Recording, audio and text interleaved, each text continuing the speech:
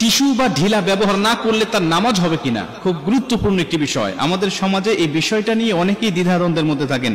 অনেকে শুধু টিস্যু ব্যবহার করেন, ঢিলা ব্যবহার করেন, অনেকে শুধু পানি ব্যবহার করেন।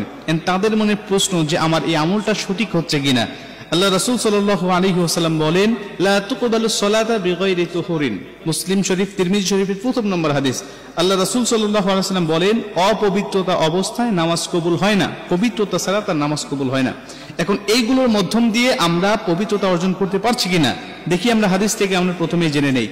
আবু দাউদ শরীফের ৭ নম্বর হাদিস। আল্লাহ রাসূল সাল্লাল্লাহু আলাইহি ওয়াসাল্লাম বলেন, বর্ণনাকারী বলছেন, সালমান রাদিয়াল্লাহু তাআলা আনহুকে একজন জিজ্ঞাসা করলেন, তোমাদের নবী কি তোমাদের সবকিছু শিখিয়েছেন? সালমান রাদিয়াল্লাহু তাআলা বলেন, হ্যাঁ, আমাদের সবকিছু শিখিয়েছেন।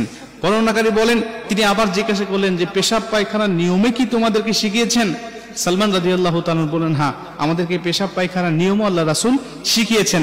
আল্লাহ রাসূল বলেছেন, তোমরা কিবলা দিকে হয়ে তোমরা পেশাব পায়খানা করবে না, তোমরা শৌচ কার্য করার জন্য ডান হাত ব্যবহার করবে না, তোমরা 3-এর কম ঢিলা ব্যবহার করবে না, হাড্ডি, কয়লা, কাগজ, কাজ ইত্যাদি দিয়ে তোমরা ঢিলা কুলুপ ব্যবহার করবে না।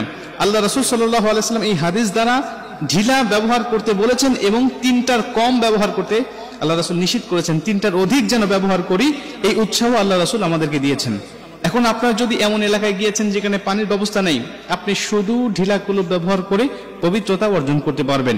এখন অনেক মানুষ আছে ঢিলা কুলুপ ব্যবহার করার পরেও পানি ব্যবহার করতে চান, বা পানি পাইলে পরে পানি ব্যবহার করবেন। এটা আপনার জন্য কতটুকু উত্তম হবে? আল্লাহ পাক স্বয়ং নিজে কোরআনের আয়াতটা নাজিল করেছেন। আল্লাহ পাক বলছেন, ফিহি রিজালু ইউহিব্বুনা আন ইয়াতাতাহহারুন আল্লাহু ইউহিব্বুল মুত্তাহিরিন।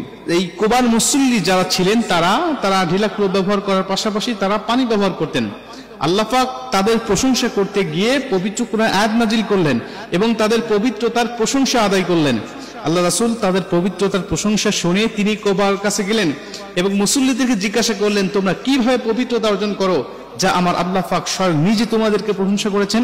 তারা বলছেন, ইয়া রাসূলুল্লাহ, ইয়া হাবিবাল্লাহ, আমরা পানি ব্যবহার করি, পানি দিয়ে আমরা শৌচ কার্য করি, আমরা জানাবত থেকে আমরা গোসল করি, আমরা পবিত্রতার দিক থেকে খুব সতর্কতা অর্জন করি, অবলম্বন করি। এজন্য হয়তোবা আল্লাহ পাক আমাদের সামনে আয়াত নাযিল করেছেন। সম্মানিত ভাইরা আমার, অনেকেই শুধু পানি ব্যবহার করতে চান।